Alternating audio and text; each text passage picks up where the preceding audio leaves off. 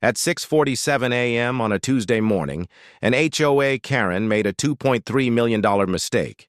That would land her in federal prison for 8 years, and it all started with a pair of bolt cutters and the wrong military vehicle. Clang. The sound of those bolt cutters biting through my security chain echoed through the perfect suburban silence, like gunshots. That metallic snap? It was the moment Bethany Kensington Wright went from smug, HOA president, to federal felon in less than 30 seconds. See, while I was deployed overseas fighting drug cartels, this power-hungry suburban dictator decided my eyesore Jeep needed to disappear. What she didn't know?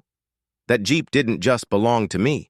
It belonged to a federal drug task force, was loaded with $347,000 worth of classified surveillance equipment, and was technically tagged as federal property, under active operations. She thought she was removing some soldier's rusty truck. In reality, she had just tampered with an ongoing investigation and set off a chain of events that would bring the FBI, the media, and half of Congress into our sleepy little neighborhood. What would you do if some HOA tyrant messed with your property while you were serving overseas? Drop a flag emoji and tell me where you're watching from. Let's see how many patriots are out there. My name is Marcus Tank Rodriguez.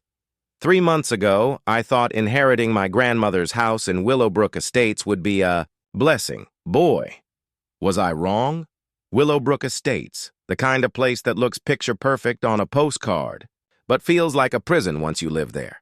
Every house, the same shade of beige, sprinkler systems hissing on automated schedules like clockwork soldiers, the smell of fresh mulch in every yard, and then the HOA dues, $150 a month. Rules, endless. Grass had to be exactly 2 inches tall. Holiday decorations could stay up no longer than 72 hours after the official holiday. Trash cans visible for even 1 minute outside designated hours? $50 fine. And vehicles, oh, the vehicles. All cars must be modern, non-commercial, and parked in driveways, not streets. My Jeep? A rugged, military-issued vehicle with reinforced frame, tactical tires, and encrypted comms gear hidden inside. To me, it wasn't just transportation. It was a piece of my service, my shield, and, in many ways, my identity. But to Bethany Kensington Wright, the self-appointed queen of this suburb, it was an abomination that lowered property values. I ignored the warning letters.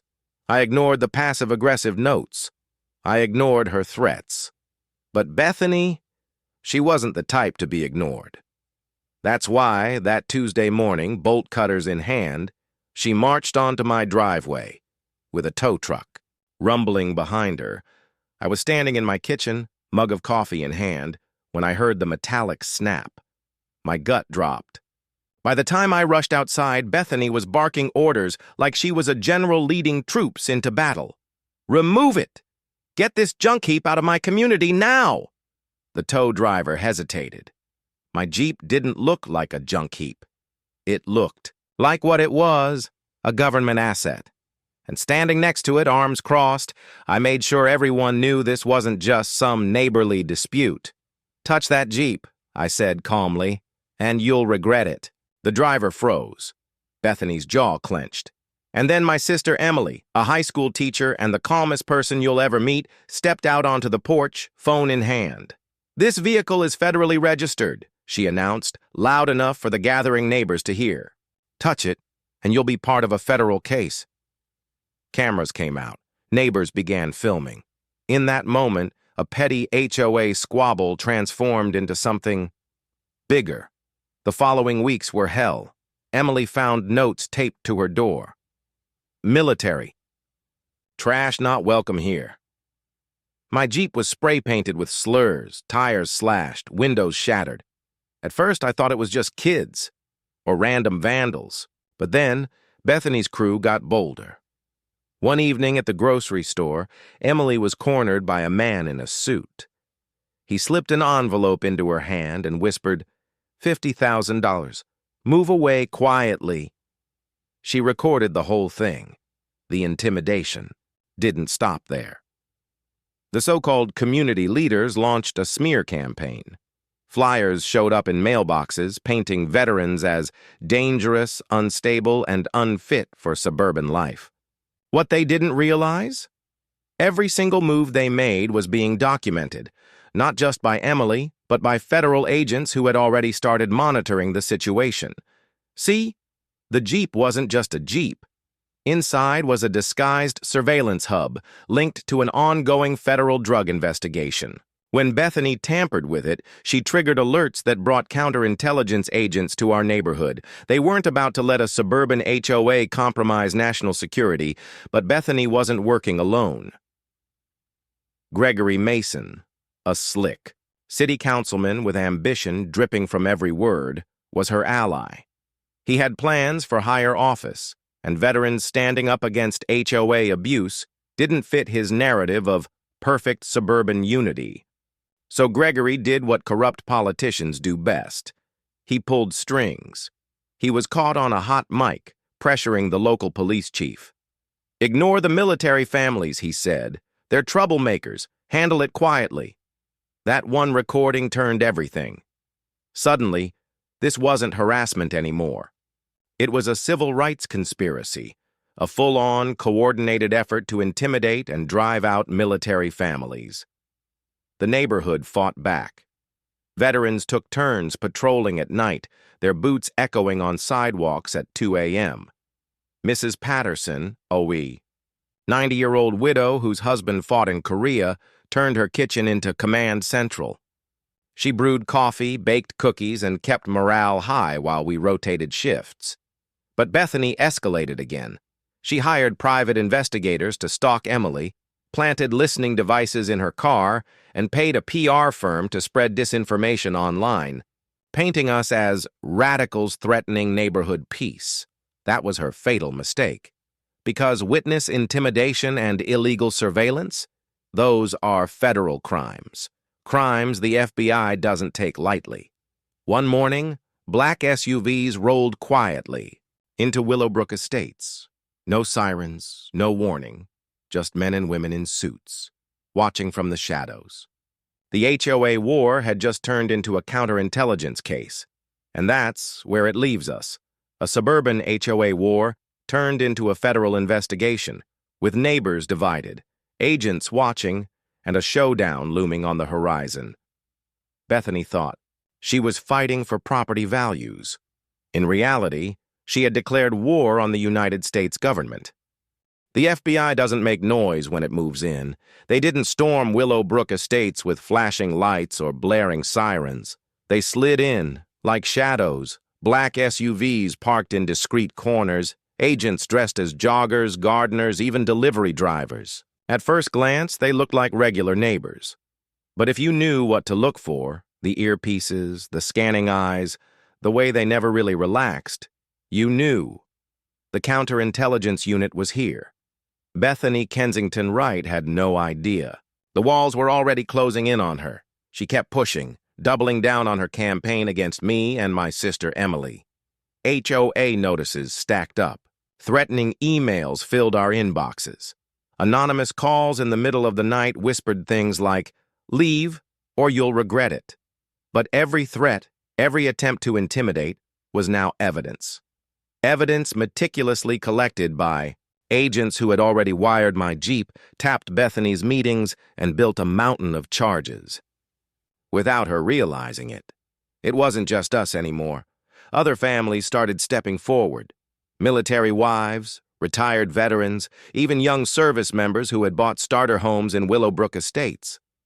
They told stories of harassment, fines, for flag violations, letters demanding they repaint homes in approved neutral tones, and even threats about their children playing outside. One Marine sergeant's wife broke down crying at Mrs. Patterson's kitchen table. "They told my son he couldn't wear his ROTC jacket to the park," she said, voice trembling, "because it made the neighborhood look militant." That was the tipping point. Emily organized a rally in the high school parking lot. Students, Parents, veterans, and neighbors came out in droves. American flags waved. Homemade signs read, "We support our military families. Stop the HOA bullies." This is our home, too. The local news showed up first, then regional outlets. By the end of the week, CNN, Fox, and Military Times had trucks parked at the neighborhood entrance. Bethany tried to spin the story. She called a press conference in front of her manicured lawn, claiming she was simply upholding community standards. But halfway through her speech, a reporter asked, "Mrs. Wright, are you aware federal agents have been seen monitoring your neighborhood?" Her smile faltered. For the first time, the cracks showed.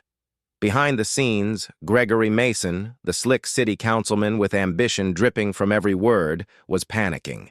He had been recorded pressuring the police chief, and word had leaked.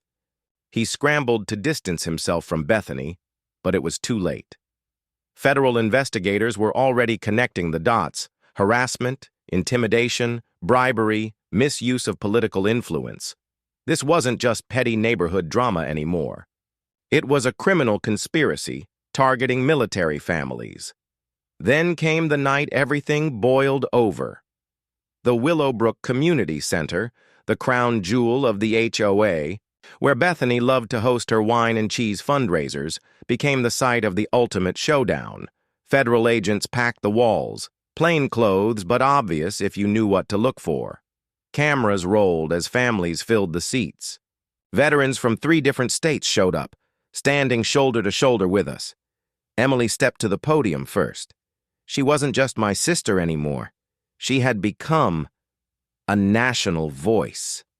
"For years," she said, voice steady but fierce, "these people used their power to terrorize military families.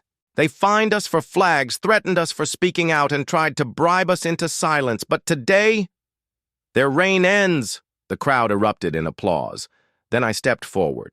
"When Bethany cut that lock," I said, looking directly at her, "across the room, she didn't just vandalize my Jeep. She interfered with an active federal drug operation. That vehicle contained surveillance equipment worth $347,000, equipment tracking cartel shipments tied to multiple states, and because of her arrogance, she compromised national security." Gasps filled the room. The cameras zoomed in. Bethany's face went pale. That's when the lead federal marshal, Jennifer Torres, stepped forward. Her voice was calm, but it cut through the noise like steel. "Bethany Kensington Wright," she said, "you are under arrest for theft of federal property, conspiracy to violate civil rights, witness intimidation, and obstruction of justice." The sound of handcuffs clicking was louder than the cheers that followed. Gregory Mason tried to slip quietly out the back, but 2 agents were already waiting for him.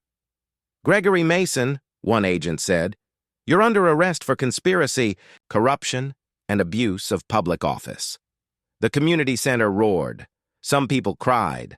Others clapped until their hands turned red. For the first time in months, Willowbrook Estates felt free. Justice came swiftly.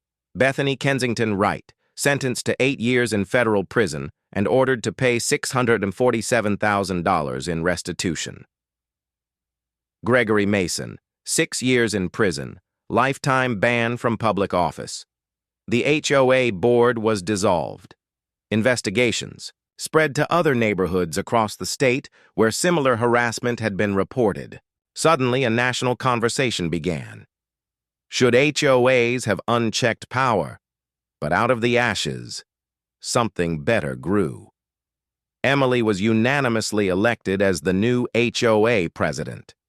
Her first act, establishing the Military Family Bill of Rights, protections, that guaranteed no veteran or active duty family could be targeted by HOAs for their service, their vehicles, or their flags. Other neighborhoods adopted the same model. Before long, it spread nationwide. I found peace, too. For the first time since returning from deployment, I felt like I belonged. And somewhere along the way, I found love. Marrying Grace Alvarez, the sharp, fearless federal prosecutor who had helped bring Bethany and Gregory down. Where Bethany's house once stood, the community built a veterans' memorial park. Children now laugh on swings where tyranny once lived. Bronze plaques honor service. Members from Willowbrook Estates, reminding everyone what this fight was really about. And every year now, on Freedom Day, military families gather in that park. They share stories. They eat, laugh, cry, and remember. They honor the battles fought overseas and the battles fought right here at home. Because in the end, this wasn't about one Jeep. It was about proving that no matter how powerful the bully, no matter how smug the tyrant, a community that stands together will always win. Got your own HOA nightmare story? Drop it in the comments. The Rodriguez Foundation now helps military families fight back against discrimination nationwide. Smash that like button if you believe every veteran deserves a safe home. And don't forget to subscribe for more stories where justice meets karma.